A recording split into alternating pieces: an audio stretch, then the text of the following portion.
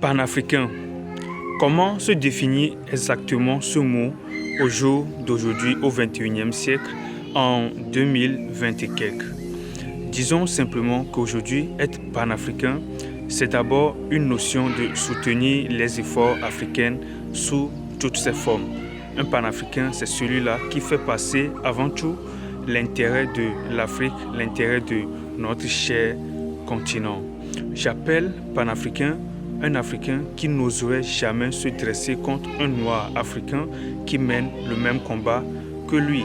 Un Africain qui n'oserait jamais se lever pour mettre à bas, pour essayer de discriminer un autre panafricain qui ne fait que simplement essayer de redonner sa valeur et son estime à son peuple. C'est vrai, l'Afrique est divisée en plusieurs pays, mais tous ces pays ont des leaders et tous ces leaders ont pour objectif, devraient avoir pour objectif uniquement d'améliorer les conditions de vie de leur population. Et c'est toutes ces populations unies que j'appelle ici l'Afrique. Être panafricain, c'est aimer toutes les nations, aimer tous les pays qui contribuent, bien sûr, à l'Afrique. Et aussi être panafricain, c'est avant tout soutenir l'effort de nos amis. On ne peut prétendre être panafricain et se dresser contre un Africain, peu importe le domaine, peu importe l'histoire.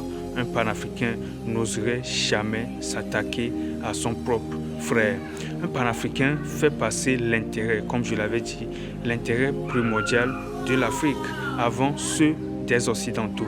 Je ne saurais être panafricain et faire passer les intérêts des Blancs, des Chinois ou des Russes avant l'intérêt de l'Africain. Encore moins faire passer l'intérêt de la France avant ceux de nos chères populations. La France, un pays qui nous a toujours mis à bas, un pays qui a toujours éliminé nos dirigeants, nos cadres, les prophètes que nous avons toujours eus, des leaders qui étaient censés mener les pays africains vers de nouvelles destinations, vers une élévation que personne n'allait comprendre. Et c'est la France qui s'est chargée d'éliminer tous ces gens-là. J'appelle panafricain ici Thomas Sankara, Patrice Lumumba, Kwame Nkrumah, Sylvanus Olympio, Nicolas Kroniski. J'appelle panafricain tous ces Africains qui ont versé leur sang pour la cause noire.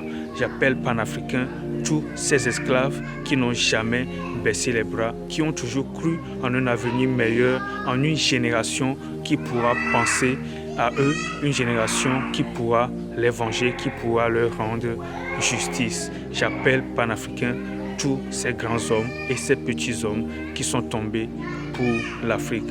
Le combat nous revient à toi et à moi maintenant de tenir le flambeau du panafricanisme. Et cela doit rester fort entre nos mains. On ne saurait avoir peur.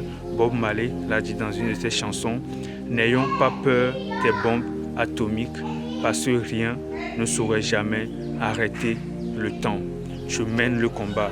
Et si les gens comme Thomas Sankara sont morts pour ce combat, à quoi sert ma vie alors? Ma vie a-t-elle plus de valeur que la vie des panafricains déjà tombés? Alors non, on mènera ce combat jusqu'à bon port.